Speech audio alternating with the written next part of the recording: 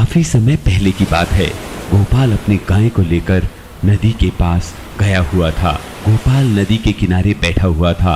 तभी गोपाल ने देखा कि नदी में एक बोतल बहकर आ रही है। वो उसे ध्यान से देखने लगा तो उस बोतल में कुछ चमकती हुई चीज थी। तभी गोपाल ने उस बोतल को उठा लिया तो गोपाल ने देखा कि इस बोतल के अंदर तो एक कंकाल है जिसके सिर पर एक मुकुट है। तभी गोपाल ने पूछा, अरे भाई, तुम कौन हो और इस बोतल में कैसे आए? उधर कंकाल की आवाज आई और कंकाल ने कहा, मैं कंकाल राजा हूँ और मुझे जादूगर ने धोखे से इस बोतल में कैद कर दिया है। तुम प्लीज भाई इस बोतल को खोल दो। पर तुम अगर मुझे खा गए तो? नहीं भाई, मैं तुम्हें नहीं खाऊंगा, इस बात का मैं वादा करता हूँ। गोपाल को कंकाल पर विश्वास हो गया और गोपाल ने कंकाल राजा वाली बोतल को खोल दिया। कंकाल राजा उसमें से निकल गए और एक बड़े से आकार के कंकाल बन गए। तभी कंकाल राजा ने गोपाल से वादा किया कि तुम्हें कभी भी मेरी जरूरत हो तो तुम मुझे बुला सकते हो। थोड़े दिन बाद नया साल था। गोपाल उसी नदी किनारे मछली पकड़ने के लिए गया था। जब गोपाल किनारे पर बैठकर मछली पकड़ रहा था तो उसे दूर से एक बड़ा सा बक्सा तैरकर आता हुआ दिखाई दिया।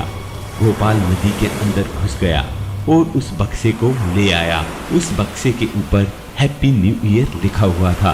गोपाल को लगा कि इस बक्से में जरूर कोई कीमती चीज है। इस बक्से में जरूर कोई कीमती चीज है और आपका साल तो मेरा खूब अच्छा जाने वाला है। खूब सारी चीजें खाऊंगा। ऐसा सोचते हुए गोपाल ने जैसे ही उस बक्से को खोला तो उसके अंदर एक राक्षस कैद था जो काफी बड़े आकार का हो गया। इसे देखकर गोपाल वहां से भाग खड़ा हुआ और वो राक्षस मैं 5000 साल से इस बक्से में कैद था। जिसने भी किया अच्छा किया कि इस पर हैप्पी न्यू ईयर लिख दिया।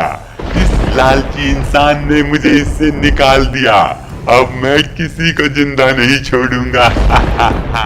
ऐसा कहते हुए वो राक्षस गांव की तरफ निकल पड़ा। गांव में जाकर उसने देखा कि गांव में काफी इंसान और जानवर घूम रहे हैं। वो उन जानवरों को और इंसानों को उठा कर खाने लगा और कुछ को अपने हथियारों से मारने लगा। ये सब गोपाल भी दूर खड़ा होकर देख रहा था। तभी गोपाल ने देखा और वो अपने एक मित्र के पास भागा गया। उसका मित्र एक साइंटिस्ट था। अरे भाई राहुल, सुनते हो? गोपाल भाई बताओ। अरे गांव में मेरी एक गलती के कारण बहुत बड़ा राक्षस आ गया है। तुम ही बताओ ना कुछ। पर गोपाल भाई, कोई इंसान तो उस राक्षस से नहीं लड़ सकते ना? मेरे पास है तो सही, उनसे लड़ने के लिए कंकालों की फौज है।